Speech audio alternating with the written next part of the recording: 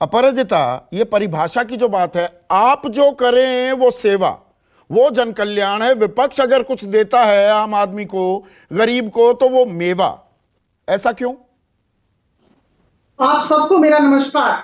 सबसे पहले तो कांग्रेस को बधाई देते आ रहे हैं, आज भी देंगे। कर्नाटक में इनकी जीत हुई है, बहुत सालों बाद इनकी जीत हुई, सुपड़ा साफ हो चुका था पूरे देश में। तो मुझे लगता है इन्हें आनंद लेना चाहिए और खुश रहना चाहिए। अच्छा लग रहा है इनकी खुशी को देखकर।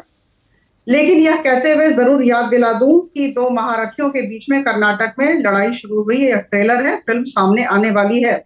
दूसरी बात मैं निश्चित तौर पर कर्नाटक को लेकर कहना चाहूंगी कि इन्होंने 5 गारंटी दी और 5 गारंटी के आधार पर निर्वाचन जीता, बधाई हो। लेकिन परसों से क्या होगा, शपथ ग्रहण के बाद क्या होगा, मैं आपको बताना चाहूंगी कि अच्छी राजनीति अच्छा अर्थशास्त्र होता है।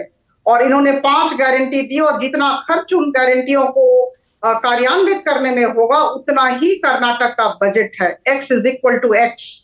तो ये तो पहले बताएं कि ये कैसे चलाएंगे कर्नाटक की सरकार। मुझे लगता है इस पर ये सोचें। और जैसा कि केंद्र आपने सरकार कहा, को भी ये सोचना मैं एक चाहिए क्या? मत हूं, आप तो एक लोकसभा मत की हूं सांसद हैं। एक मिनट जी। अपराजिता, और on the floor of the house ये सवाल उठे हैं कि 55 लाख करोड़ का कर्ज था 2014 में, और अब वो कर्जा बढ़कर 150 लाख करोड़ हो चुका है। तो कर्ज में तो आकंठ तक डूबी हुई केंद्र सरकार भी है, यह सिर्फ राज्यों तक सीमित नहीं है। लेकिन आप ये इस बार का बजट देखें, 23-24 का बजट अगर आप केंद्र सरकार का देखें तो निश्चित तौर पर आंखें खुली रहेंगी। 10 लाख करोड़ रुपए हमने अवसंरचना विकास के लिए रखे हैं और ये 9 वर्ष में, मैं बहुत फक्र के साथ इस बात को कहना चाहती हूँ, जिस तरह का इन्वेस्टमेंट एक्सप्रेसवेज, एयरपोर्ट्स और डिफेंस कॉरिडोर्स और रेलवेज में हुआ है या फिर नए रोड बनाने में हुआ है, वह इनके समय में इतने सालों, 60-70 सालों में नहीं हुआ था। मेरे पास तथ्य है, समय का अभाव है इसलिए मैं तथ्य नहीं दे सकती। मैं कह रही हूं कि हमारा लॉन्ग टर्म विजन रहता है, दूरदर्शिता रहती है। और इसके साथ साथ हम वेलफेयर स्टेट हैं, मानती हूं, लेकिन कहीं ना कहीं लक्ष्मण रेखा नहीं, वो डालनी लक्ष्मण पड़ती रेखा है। कौन तय करेगा? हम 5 किलो हिमाचल अनाज मुफ्त प्रदेश देना रेवड़ी नहीं, जन कल्याण है। 6,000 किसानों को देना वो जन कल्याण है। मुफ्त में सिलेंडर देना वो जन कल्याण है। पर अगर मुफ्त में शिक्षा दी जाए या बिजली कुछ यूनिट दी जाए, वो जन कल्याण नहीं है। ये कौन परिभाषित कर रहा है?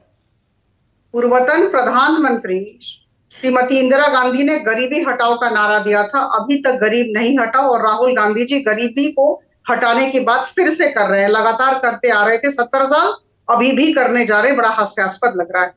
देखिए, मैं कह दूं कि जहां तक 26 मई 2014, जिस दिन हमारे प्रधानमंत्री जी ने इस देश का प्रधानमंत्री के कार्यभार लिया, तो उस दिन से उन्होंने एक बात कही थी कि गरीब, शोषित, वंचित, पीड़ित, महिला, युवा के लिए हम काम करेंगे। अंत्योदय हमारा मूल मंत्र है।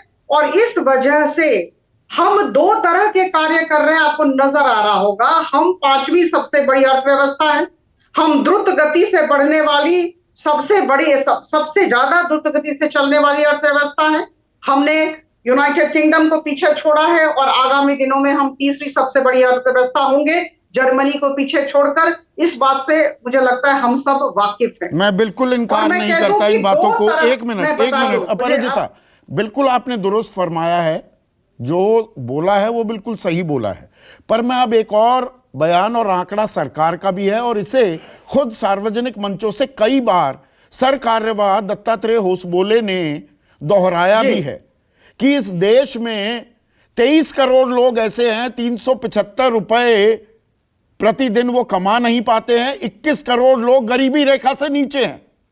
ये दत्तात्रेय होसबोले बोल रहे हैं। तो हम 5वीं सबसे बड़ी अर्थव्यवस्था बन जाएं तो 21 जमा 23 करोड़ 44 करोड़ लोगों की क्या गत है, वो भी एक कड़वी हकीकत है।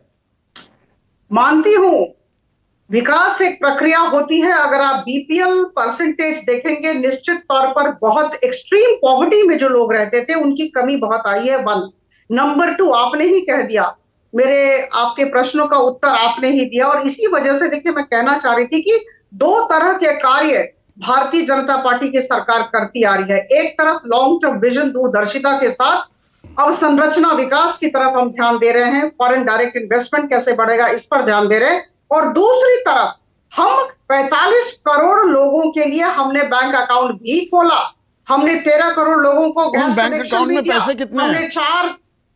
हमने देखिए, हमने फाइनेंशियल इंक्लूजन की बात कही और धीरे धीरे यह बढ़ता जा रहा है। मैंने कहा विकास एक प्रक्रिया है और हमने 4 करोड़ लोगों को घर भी दिया। विपक्ष अगर कुछ जन कल्याण, उनकी नजर में जन कल्याण, आपकी नजर में मेवा, वो अगर बांटते हैं तो आप आंकड़े गिनवाते हैं। अभी सुप्रिया जो कह रही थी कि कॉरपोरेट जगत को जो छूट मिल जाती है, वो उन्होंने आंकड़ा नहीं बताया, मैं आंकड़ा बोल देता हूं। 10,05,913 करोड़ तो बट्टे खाते में चले गए इस देश के, एनपीए डिक्लेयर हो गए। यह भी सदन के पटल पर जानकारी सरकार ने रखी है। तो रेवड़ी कहां किसे दी जा रही है? देखिए, जहां जहां केंद्र सरकार की तरफ से इंटरवेंशंस, मैं इस शब्द का प्रयोग कर रही हूं, इंटरवेंशंस की जरूरत होती है, वहां वहां किया जाता है। कोविड का समय था, ना भूलें कि 2 साल हमारे कोविड में चले गए। इसमें भी जिस तरह से, जिस सतर्कता के साथ और जिस योग्यता के साथ प्रधानमंत्री मोदी जी की सरकार ने काम किया, मुझे लगता है काबिले तारीफ है। हम आप नहीं कर रहे, विश्व कर रहा था। 141 करोड़ डोजेस लोगों को दिए गए, मुफ्त में दिए गए। अब इसे आप जन कल्याणकारी कार्य तो कहेंगे। ठीक है, मैं एक सवाल और अपराजिता, मैं कुछ 3-4 उदाहरण देता हूं, थोड़ा सा वो परिभाषित करने में आसानी हो जाएगी।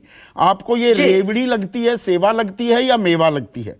हर महिला को हर साल 12,000 रुपए सेवा है, मेवा है? देखिए, ऐसा है कि जैसे सब्सिडी दे देना, इलेक्ट्रिसिटी फ्री यूनिट्स दे देना, ये सब बिल्कुल मेवा है। इस तरह बालिका जन्म पर 1 लाख रुपए का बॉन्ड, ये सेवा है कि मेवा है?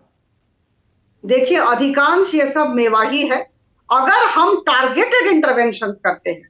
शादी योग्य बेटी के अकाउंट में 50,000 रुपए किनसे पूछा जा रहा है? आपसे। मतलब सेवा है कि मेवा है ये? मैंने कहा कि जब जिसकी जरूरत हो और अगर वो नीड असेसमेंट करके किया जाए तो निश्चित तौर पर यह सेवा है। जहां जो जरूरत है, अगर हम आदिवासी अध्युषित अंचल के लिए कुछ काम करते हैं, अगर हम किसी दुर्बल श्रेणी के लोगों को उठाने के लिए काम करते हैं, तो वो सेवा है।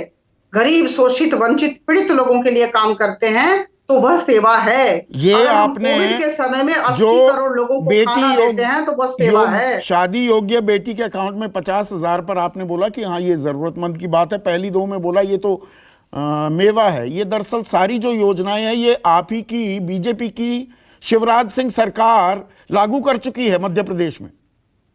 इसमें और जो कांग्रेस कर रही है, फर्क क्या है? किस संदर्भ में हुआ, इस बात को समझना होगा। मैंने कहा टारगेटेड इंटरवेंशंस, मैंने